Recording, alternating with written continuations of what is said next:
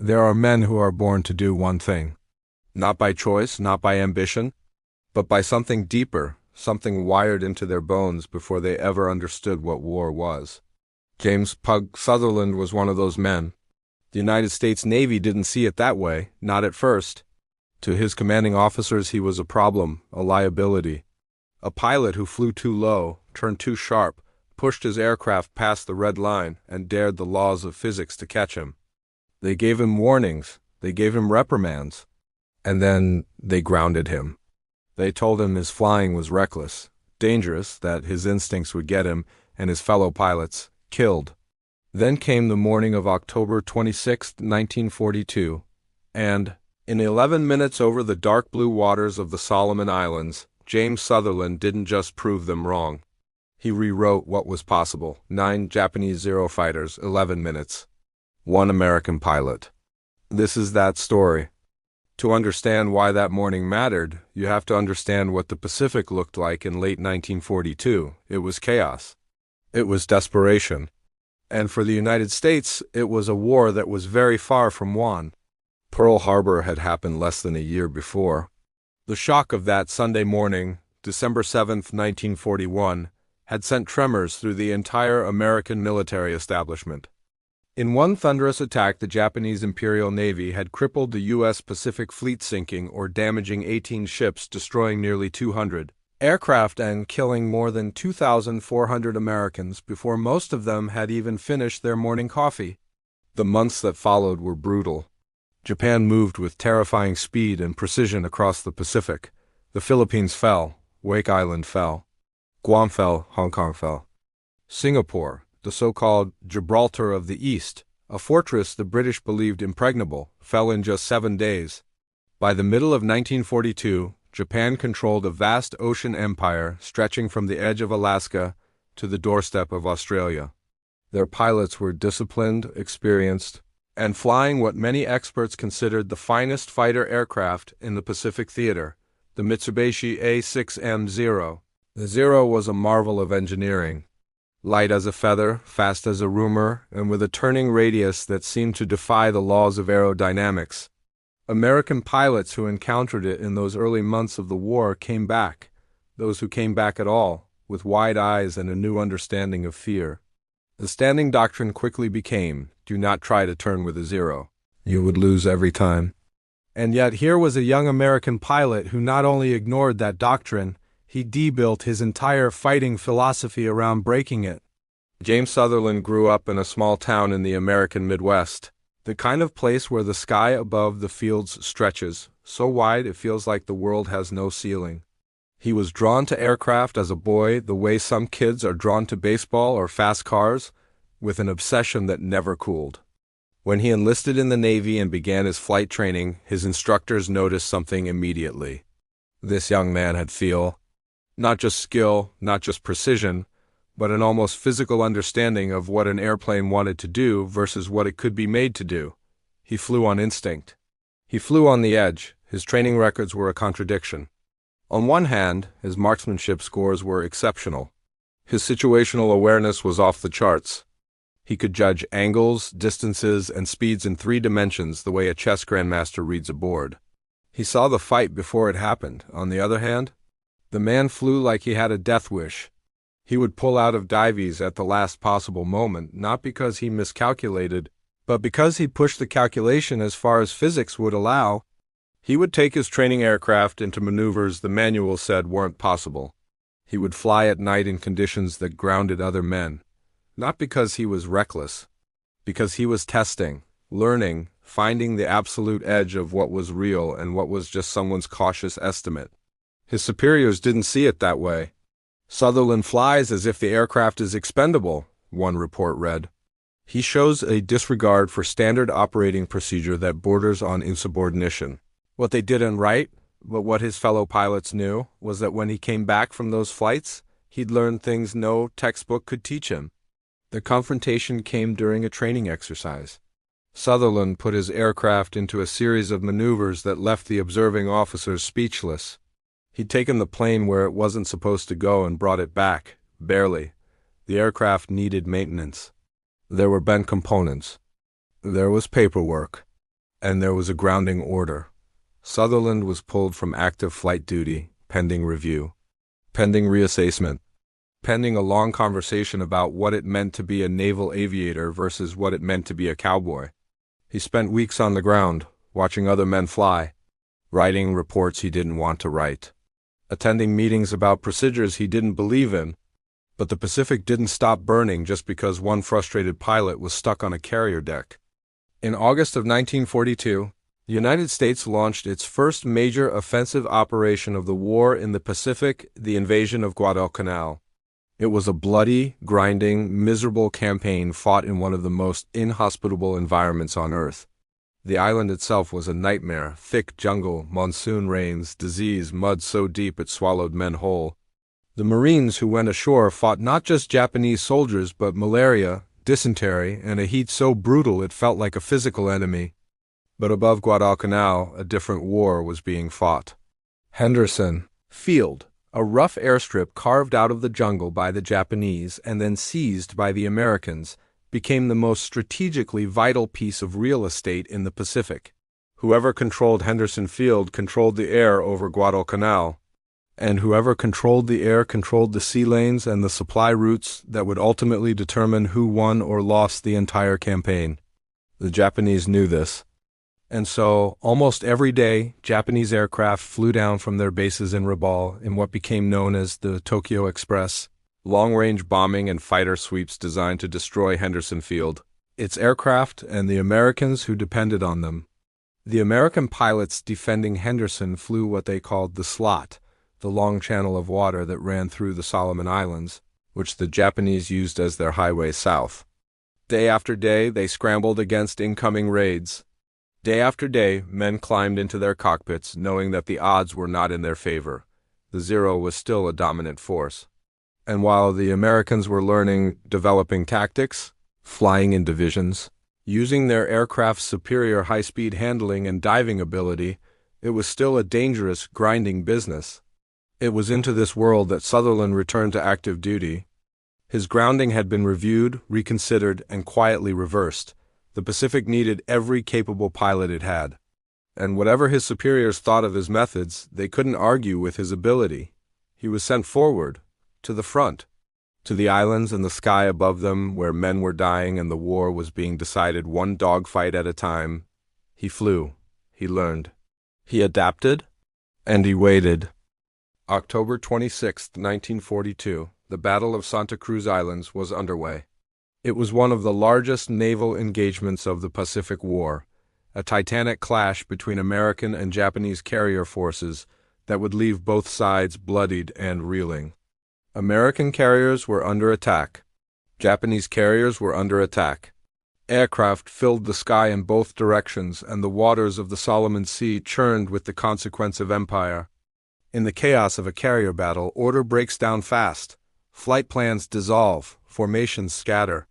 Pilots find themselves alone in an enormous sky, and suddenly it's just instinct and training and whatever god you pray to.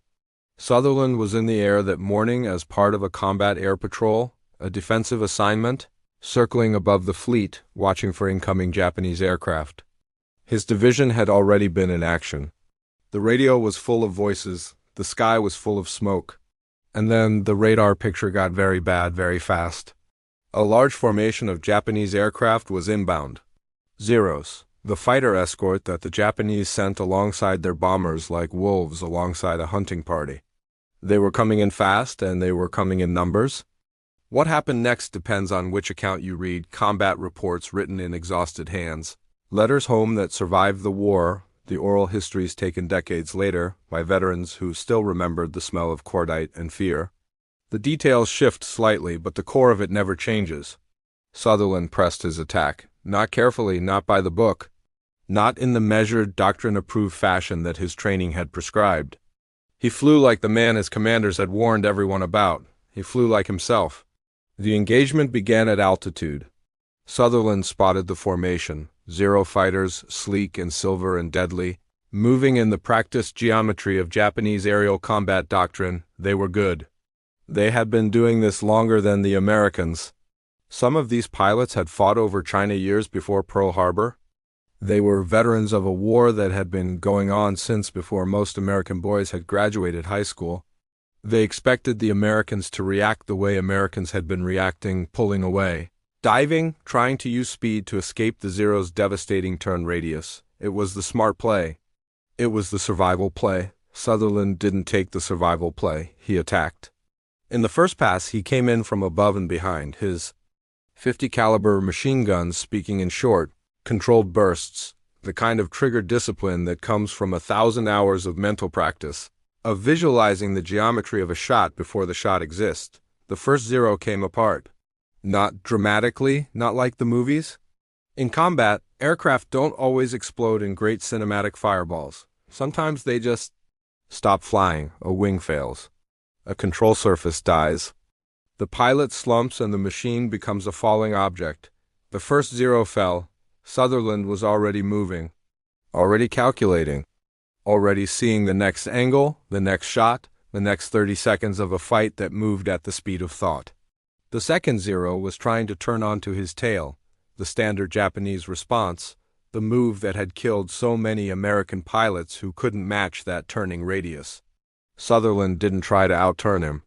He did something counterintuitive, something that only works if you understand your aircraft's specific performance envelope at that exact altitude and speed.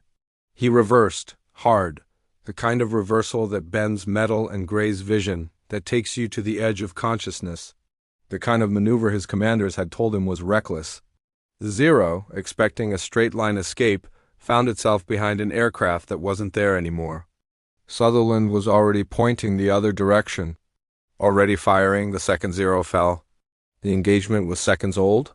What followed, the next 9 minutes and change, was one of the most extraordinary individual performances in the history of American naval aviation. Sutherland moved through that formation like a man solving a puzzle in real time, each kill opening the geometry for the next shot, each maneuver threading the needle between a dozen different angles of threat. He was aware of everything. Not just his own aircraft, but the position of every Zero in his field of view, the direction they were turning, the speed they were carrying, the angle of the sun. He used the sun deliberately, putting it behind him when he could, forcing his opponents to look into the blinding Pacific morning light while he lined up his shots. A third Zero, a fourth. By the fifth kill, he was deep inside the formation, which was exactly the most dangerous place to be surrounded. No easy exit, every direction potentially fatal. It was the kind of position that tactical manuals told you never to enter, because getting in was easy and getting out was a question mark. Sutherland didn't get out. He kept going deeper, a sixth, a seventh. The surviving Japanese pilots were rattled now. The thing about elite military units, any elite military unit in any era, is that they are trained for specific scenarios. When the scenario breaks down, when something happens that doesn't fit the pattern, there is a moment of cognitive disruption. It's not cowardice. It's just the gap between training and the untrainable. One American pilot, behaving in a way that made no tactical sense by any standard doctrine, tearing through a formation with what seemed like absolute disregard for his own survival, it broke their rhythm. It bought him fractions of seconds that accumulated into survival. An eighth Zero, and then, with the clock showing 11 minutes since the engagement began, a ninth 9 aircraft. 9 pilots who would not fly home, 11 minutes. Sutherland's aircraft was damaged, his fuel was low. His hands, the accounts suggest, were shaking not from fear, but from the physical toll of sustained high-G combat. He'd been pulling forces on his body for nearly 12 minutes that most people will never experience in their lives. He flew back to his carrier. He landed, he got out of his aircraft, and the deck crew stood there and looked at the bullet holes and the stress fractures in the metal and understood, in the way that people who maintain aircraft always understand, exactly how close it had been. The after-action reports were filed. The gun camera footage, what there was of it, was reviewed. The other pilots who'd been in the sky that morning provided their accounts. The number was confirmed. 9 confirmed kills in a single engagement. In the context of what it means to be an ace, 5 confirmed aerial victories. Sutherland had achieved near double ace status in a single 11-minute window. It was, by any measure, one of the most remarkable single-engagement performances of the air war in the Pacific. Word spread the way word always spreads in a military at war. Fast, slightly distorted, growing with each retelling, but anchored always to the undeniable core of the achievement. 9 zeros, 1 pilot. 11 minutes. The same Navy that had grounded him, that had written reports about his reckless tendencies, that had pulled him from flight duties and made him sit through reviews and reassessments, that Navy now had to reckon with what they'd almost thrown away. Because here's what those reports had missed. They'd looked at Sutherland's flying and seen recklessness. What they hadn't understood was that what looked like recklessness was actually mastery operating beyond the edge of what the observers knew how to evaluate. When you can only assess an aviator by the standards of normal flight operations, a pilot who is deliberately exploring the extremes looks insane. He looks dangerous, he looks like a liability. Until the day comes when normal flight operations aren't enough. Until the day the formation of zeros comes in and the standard doctrine doesn't cut it. That's the day you need the man who spent years learning where the edge was. Because he's the only one who knows how close you can get to it and still come back. Sutherland was decorated. His actions that morning were cited in dispatches. He became, in the way that the Pacific War occasionally produced genuine folk heroes, a symbol, not just of individual valor, but of a particular kind of American fighting spirit that refused to be confined by what the manual said was possible. Think about the men who grounded him. They weren't wrong, exactly. By the standards they had, by the established doctrine, by the guidelines written to protect aircraft, and pilots, and the investment of time and money and training that each one represented, Sutherland, as flying, was dangerous. He was pushing limits that existed for good reasons. People had died learning where those limits were. But limits are written by people who survived. And every limit has embedded in it the assumption that the environment of the future will look like the environment of the past. The Pacific War in 1942 didn't look like anything that had come before. The Zero didn't fly like anything the doctrine writers had planned for. The specific tactical situation above the Solomon Islands on the morning of October 26th did unresemble the situations in which the standard rules had been developed. And in that gap between what the doctrine was written for and what the reality actually was, Sutherland's years of pushing, testing, exploring the extreme edge of the envelope suddenly became the only qualification that mattered. This is true beyond aviation. It's true beyond war. In every field, there are the people who push the edge and make everyone around them uncomfortable, and there are the systems designed to manage and contain them. Sometimes the systems are right. Sometimes the edge pusher really is just reckless, just dangerous, just wrong. But sometimes, and this is what you remember from the story of 9 zeros in 11 minutes, sometimes the edge is exactly where the answer lives. And the only person who can find it is the one who never stopped looking. The air war over the Solomon Islands continued for months after that October morning. Men kept dying. Aircraft kept falling. Henderson Field held, and the Japanese grip on Guadalcanal gradually, painfully loosened. By February 1943, Japanese forces evacuated Guadalcanal.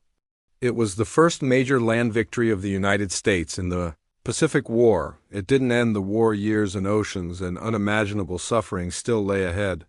But it marked the turn. The moment when the tide, so brutally set against America in the opening year of the conflict, began to flow the other way. Sutherland's engagement that October morning was one small piece of that vast turning. One 11-minute fragment of a war that lasted 4 years and consumed the lives of millions. But it mattered. Every zero that fell over the Solomon Islands was a machine that didn't reach Henderson Field, a pilot who didn't return to fly another mission, a small weight subtracted from the scale. The men who flew in the Pacific, the Sutherlands and the thousands like him, known and unknown, decorated and forgotten, carried something with them through the rest of their lives. Those who survived came home to a country that was trying to resume normalcy, trying to put the war behind it and build suburbs and raise families and pretend that what had happened in the skies over the Pacific was something that could simply be stepped away from. Some of them adapted. Some of them never quite came back, not in the way the people waiting for them had hoped. The sky has a way of staying with you once you've been in it like that. Once you've seen what 11 minutes can hold, we owe them the obligation of remembering not just the famous names, not just the medal ceremonies and the official histories, but the whole texture of what they were, the men who were difficult, the men who pushed the edge, the men who were grounded for reckless flying and then went up one morning and did something that no one had the words to evaluate because nothing quite like it had happened before. 9-0's 11 minutes. One pilot who was told he flew too hard, pushed too far, refused to respect the limits that careful men had written to protect careful flyers from a reckless world. The Pacific didn't care about the limits. The Zeros didn't care about the doctrine. And on the morning of October 26, 1942, neither did James Sutherland. He climbed into his aircraft with a grounding order in his service record and came back with a place in history. The sky over the Solomons is quiet now. The water is the same impossible shade of blue it has always been. If you flew over it today, you would see nothing of what happened there. No mark, no memorial, no sign at all that this is where young men pushed machines and themselves beyond every known limit and sometimes came out the other side. But it happened, all of it happened. And it is worth remembering. If this story moved you, if you think the men who flew the Pacific deserve to have their stories told, leave a like, share this video with someone who loves history, and subscribe so you don't miss the next chapter of this series. The Pacific War is full of stories like this one, and we're just getting started.